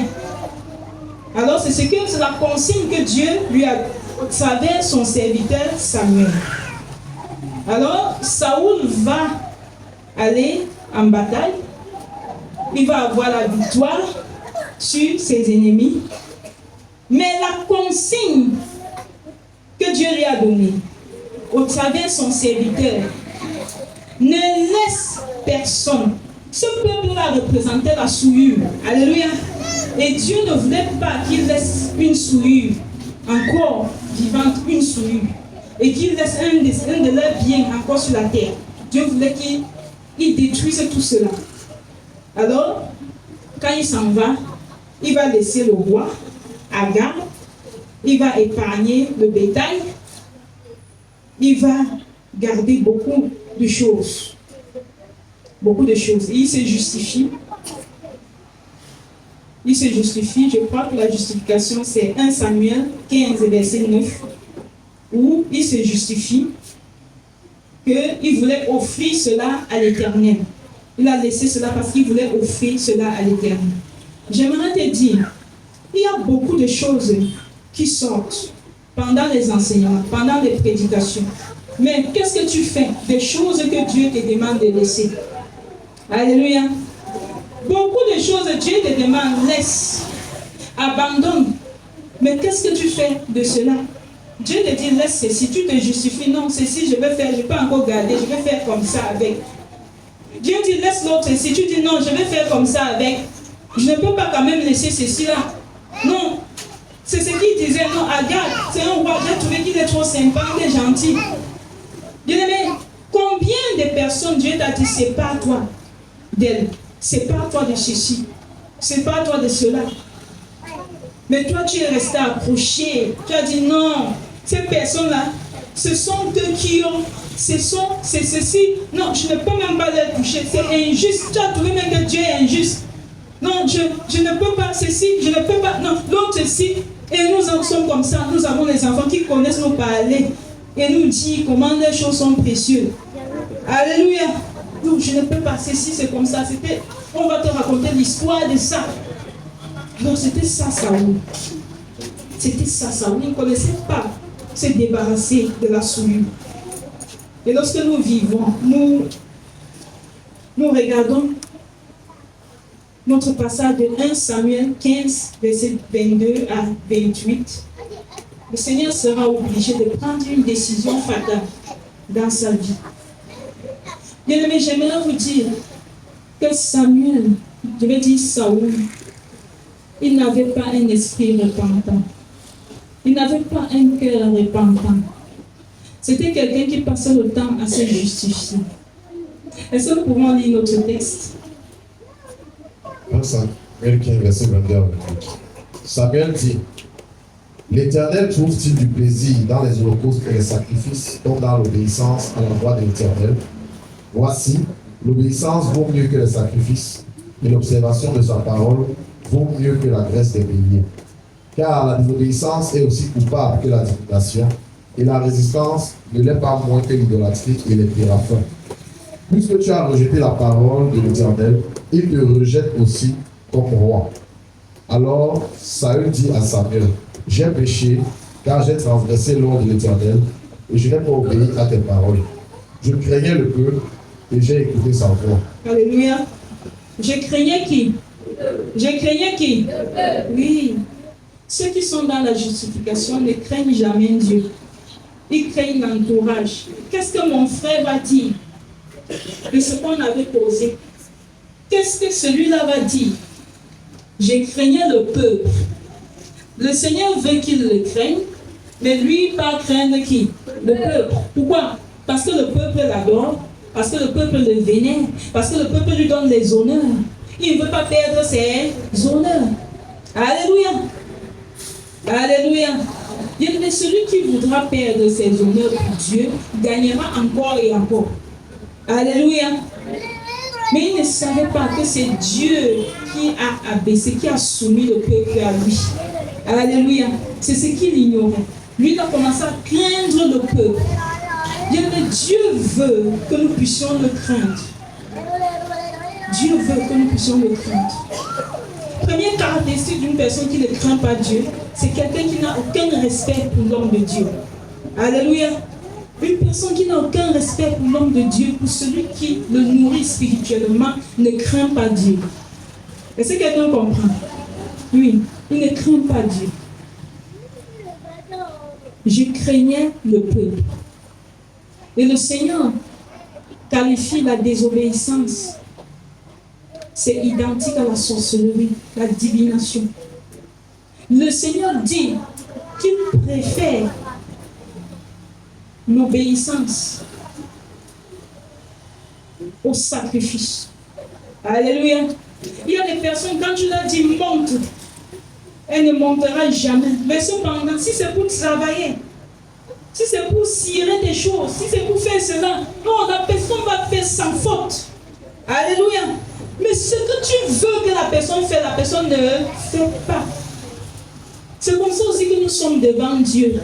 Le Seigneur nous dit des choses que nous devons faire, mais nous ne faisons pas. Et nous croyons que nous allons le flatter en gênant.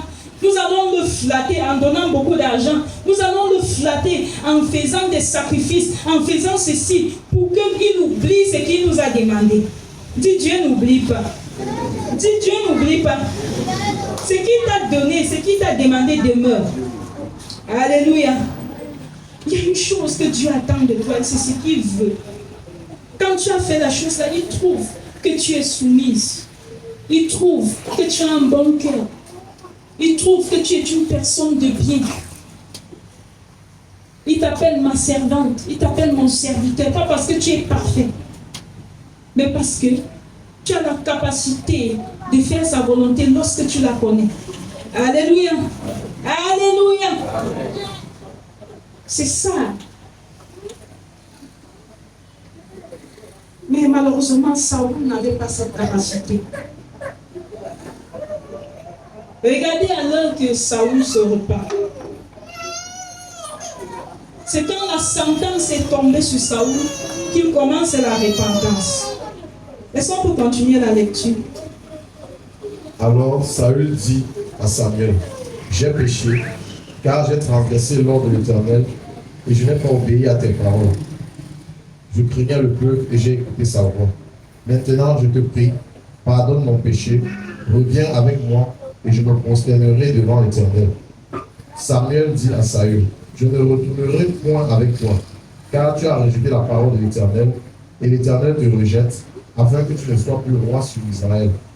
Et comme Samuel se tournait pour s'en aller, Saül le saisit par le pan de son manteau qui se déchira. Samuel lui dit, l'Éternel déchire aujourd'hui dessus de toi la royauté d'Israël, et il la donne à un autre qui est meilleur que toi. Alléluia. Est-ce que tu peux dire à quelqu'un, on ne blague pas avec les choses de Dieu? Dis, on ne blague pas avec les choses de Dieu. Dis, le Seigneur a une colère. Dis, le Seigneur a une colère. Alléluia. Dis à quelqu'un, ne méprise pas la grâce de Dieu. Dis, ne méprise pas la grâce de Dieu. Parce que Dieu n'est pas dépourvu. Dis, Dieu n'est pas dépourvu. Il peut frayer d'autres voies. Dis cela, il peut frayer d'autres voies. Dis, parle à ton âme. Dis, mon âme. Mon Dieu, que je sais, il n'est pas dépourvu. Il ne manque de rien. Il peut me laisser. Il fait avec une autre personne. Dis, je ne suis pas indispensable. Donc j'ai intérêt à me coucher face à sa volonté. Est-ce que quelqu'un comprend? Est-ce qu'on peut acclamer Jésus?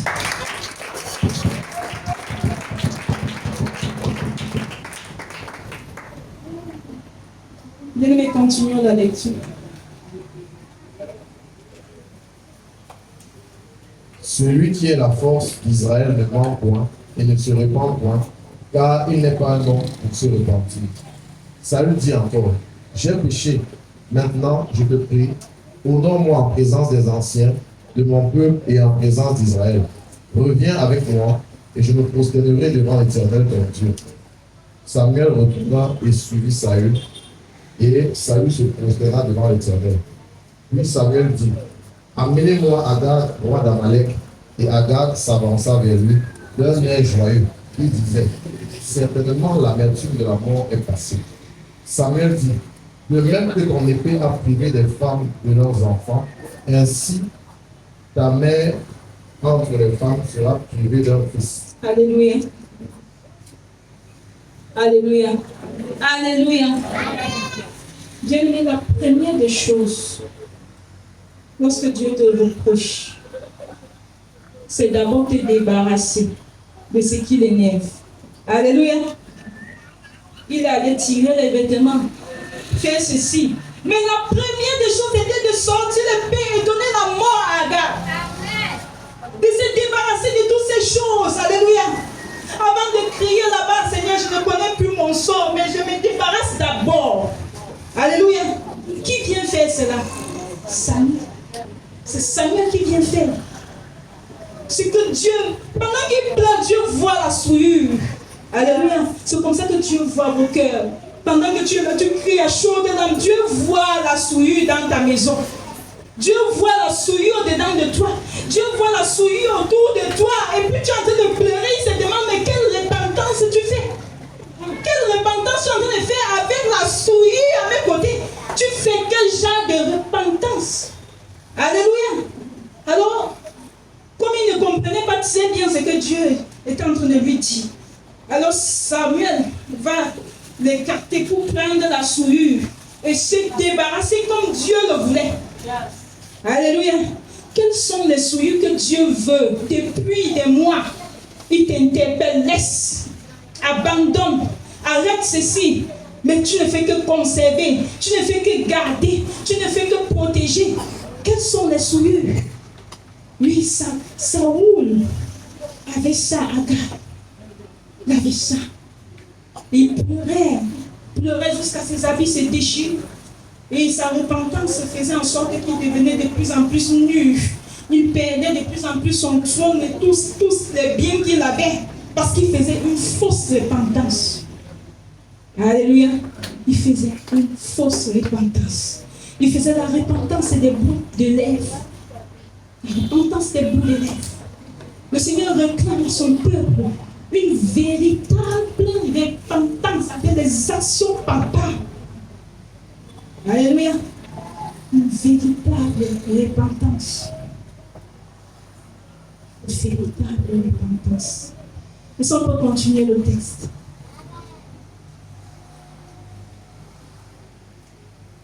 Samuel dit, de même que ton épée a privé des femmes de leurs enfants, ainsi ta mère entre les femmes sera privée d'un fils. Et Samuel mit Agag en pièces devant l'Éternel à Gilgal. Samuel partit pour Rama, et Saül monta dans sa maison à Gibea de Saül. Samuel n'alla plus voir Saül jusqu'au jour de sa mort, car Samuel pleurait sur Saül, parce que l'Éternel se repentait d'avoir établi Saül, donc roi d'Israël. Alléluia. Alléluia. Bien-aimé, voilà l'histoire d'un roi que Dieu lui-même a vanté. Beau, grand. Il lui a donné l'équipement, les honneurs, l'argent. Voilà sa finalité. Il perd la grâce divine. Je vous le dis en vérité, sa vie ne fut plus le même. Bien qu'il devait rester sur le trône jusqu'à ce que David grandisse et vienne le remplacer. Mais la vie de Saül n'était plus jamais la même. Pourquoi? À cause de l'entêtement de Saül, à cause de l'insoumission de Saül. Il avait tout perdu. J'aimerais te dire, le Seigneur t'a donné une bénédiction, mais le plus important, c'est de choyer. C'est de choyer pas seulement la bénédiction, mais l'origine de cette bénédiction. Alléluia. L'origine de la provenance est très importante, même pour plus que la bénédiction là. Est-ce que quelqu'un comprend? L'origine de ça est capitale, est importante. Saoul perd tout à cause de l'origine. Parce qu'il a méprisé l'origine. Il voulait conserver la bénédiction par ses moyens, par sa force, par ses méthodes. Il voulait, à tous les manières, il va sauf que conserver cela. Mais il a fini par tout perdre. Il a fini par tout perdre. J'aimerais te dire, qui a établi Saoul roi? Est-ce que ce n'est pas l'Éternel? Est-ce que ce n'est pas l'Éternel? Oui. Il y a des choses que Dieu donne. Parce qu'il est souverain. Il est souverain. Mais est-ce que tu vas laisser ton vieux caractère, ton vieil homme, pour laisser la bénédiction de Dieu se pérenniser? Il y a des personnes que Dieu a mariées, mais ils ont perdu leur mariage. Alléluia. Et ceci, ce n'est pas parce que Dieu, ce n'est pas Dieu qui les avait mariés, non. C'est Dieu lui-même qui les avait mariés. Alléluia. Mais cependant, ils ont méprisé l'origine. Est-ce que quelqu'un peut dire l'origine? Dis l'origine. Le plus important, ce n'est pas d'être dans son foyer. Alléluia. Mais c'est que lorsque tu es dans ce foyer, tu dois continuer à puiser de la source pour garder le foyer. Est-ce que quelqu'un comprend? Autrement dit, si tu ne puises pas, tu risques de perdre encore. Est-ce que quelqu'un comprend? Et alors, ça sera la faute de qui? Alléluia. Ça sera la faute de qui? Bien, mais si Dieu t'a établi quelque part, si Dieu t'a positionné quelque part, il faut continuer à chérir la source. Continuer à chérir la source pour que ta bénédiction dure, se pérennise. Est-ce que quelqu'un comprend? Alléluia. Est-ce qu'on peut acclamer Jésus?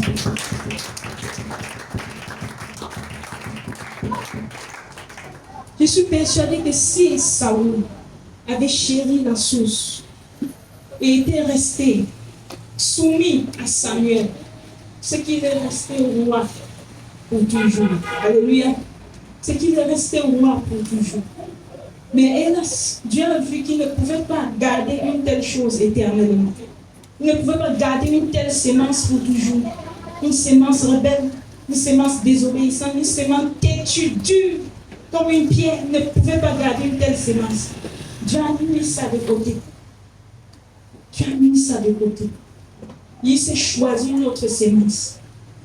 Et lorsque Dieu s'est choisi David, quand David entre dans le royaume, il commence à travailler aux côtés de Saoul. C'est maintenant grâce à l'onction de David que Saoul respire. Est-ce que quelqu'un comprend? Oui, parce que la grâce l'avait quitté depuis. Fais attention. Dieu t'a élevé. Peut-être tu ne sais même pas que Dieu t'a élevé. Tu ne sais pas que les choses que tu fais, c'est parce que tu as bénéficié d'une élévation spirituelle. Tu ne connais pas que là où tu te trouves, tu as bénéficié d'une élévation, d'une grâce particulière. Mais fais attention de ne pas la perdre. Ne pousse pas le Seigneur à changer ta vie sur toi. Alléluia. Ne pousse pas l'Éternel à changer ta vie pour toi. Le Seigneur a changé la vie sur sa vie. Cause de son insoumission, de l'orgueil. Le Seigneur a changé ta vie. Je prie ce matin que le Seigneur ne change pas ta vie sur toi. Parce que si le Seigneur nous a donné ce message, c'est une interpellation face aux choses qu'il veut faire. Le Seigneur va certainement t'établir quelque part. Comment est-ce que tu vas gérer cela? Le Seigneur va certainement te mettre quelque part, te faire goûter à des choses exceptionnelles. Comment est-ce que tu géreras cela? Ou le Seigneur t'a déjà commencé à te faire vivre cela. Comment est-ce que tu gères? Est-ce que tu vas demeurer fidèle? Est-ce que tu auras un cœur repentant? Est-ce que tu seras prêt à tomber face aux reproches, face à l'incite de l'Éternel? Est-ce que tu seras comme David, non selon le cœur de Dieu, qui est prêt à se plier à 1000 pour Seigneur, pour la volonté de Dieu?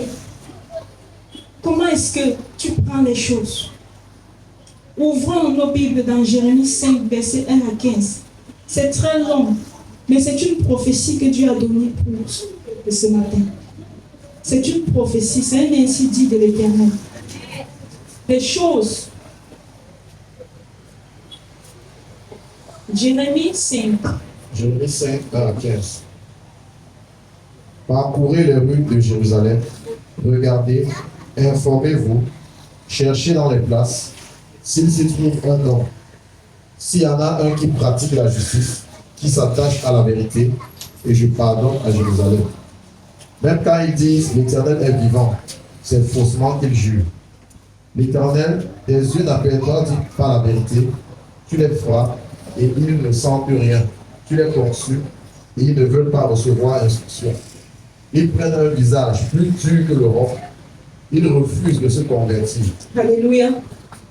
Malgré tout ce que le Seigneur fait, le peuple ne fait que s'endurcir. Ils prennent un visage semblable à celui du roc. Est-ce qu'on comprend ça? Alléluia.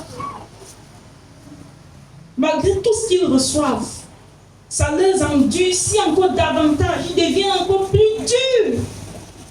Lui continue. Je disais, ce sont que les petits. Ils agissent en insensés, parce qu'ils ne connaissent pas la voie de l'Éternel, la loi de leur Dieu. J'irai vers les grands et je leur parlerai, car eux, ils connaissent la voie de l'Éternel, la loi de leur Dieu. Et ils ont tous aussi brisé le joug, rompu les liens. C'est pourquoi le lion de la forêt les tue, le loup du désert les détruit, la panthère est aux aguets devant leur ville. Tous ceux qui en sortiront seront déchirés, car leurs transgressions sont nombreuses, leurs infidélités se sont multipliées. Pourquoi te pardonnerai-je? Tes enfants m'ont abandonné, ils jurent par des dieux qui n'existent pas. J'ai reçu leur serment, ils se livrent à l'adultère, ils sont en foule dans la maison de la prostituée, semblables à des chevaux bien nourris qui courent ça et là. Ils hérissent chacun après la porte de son prochain. Ne châtierai-je pas ces choses-là, dit l'Éternel? Ne me vengerai-je pas d'une pareille nation? Montez sur ces murailles et abattez, mais ne détruisez pas entièrement. Enlevez ces cèpes qui n'appartiennent point à l'Éternel. Car la maison d'Israël et la maison de Juda m'ont été infidèles, dit l'Éternel. Ils redisent l'Éternel, ils disent, il n'existe pas, et le peuple ne viendra pas sur nous. Nous ne verrons ni l'épée ni la famine. Les prophètes ne sont que du vent, et personne ne parle en eux. Qu'il leur soit fait ainsi. C'est pourquoi ainsi parle l'Éternel, le Dieu des armées. Parce que vous avez dit cela, voici, je veux que ma parole dans ta bouche soit du feu, et ce peuple du bois, et que ce feu les consume. Voici, je ferai venir de loin une nation contre vous, maison d'Israël, dit l'Éternel. C'est une nation forte, c'est une nation ancienne, une nation dont tu ne connais pas la langue et dont tu ne comprendras point les paroles. Alléluia. Nous sommes acclamer le Seigneur. Alléluia. Bien-aimés, en vérité, voici ce que le Seigneur est sur le point de faire. Amen. Le Seigneur est sur le point de juger, de relâcher un jugement profond à cause des cœurs endurcis. Il a déjà tellement parlé et reparlé et parlé encore. Et alors tout ce qu'il nous a donné, c'est pour dire, aujourd'hui-ci, je vous appelle à la repentance. Alléluia. Je vous appelle à vous mettre à jour. Je vous appelle à vous laver. Je vous appelle à purifier vos cœurs. Alors si vous ne purifiez pas vos cœurs, moi je connais ce que je vous ai dit. Alors je ferai de mes serviteurs le feu. Alléluia. Ils deviendront du feu et vous deviendrez du bois. Et le feu s'allumera sur vous. Et vous allez écoper cela par rapport aux choses qui vont vous arriver à cause de la disgrâce qui sera dans vos vies. Alléluia. C'est ainsi dit de l'Éternel. Moi personnellement, j'en ai vu et c'était atroce. Et si aujourd'hui je pousse ces cris, c'est pour dire Église de l'Éternel, La plupart de ceux qui sont ici connaissent l'Éternel depuis des années. Alléluia. Le Seigneur nous demande de nous laver. Le Seigneur nous demande de nous purifier. Parce que les choses que vous attendez, Dieu est sur le point de la manifester. Dieu est sur le point de faire avec. Mais avant cela, Dieu veut que nous puissions nous purifier. Alors de l'autre côté, le Seigneur dit, tant pis pour ceux qui entendront cette parole et diront que l'Éternel n'a point parlé, les prophètes n'ont point parlé, il n'y a point l'Esprit en eux, il n'y a point Dieu en eux, ce ne sont que des hommes. Alors le Seigneur dit, voilà ce qui les arrivera. Et ceci ne sera plus pour moi. Alléluia. Ça ne sera plus ma faute parce que moi j'ai relâché ma parole. Alors celui ou celle qui veut se jeter, celui ou celle qui veut se jeter pour laver sa robe, commence dès maintenant. Que le Seigneur bénisse sa parole.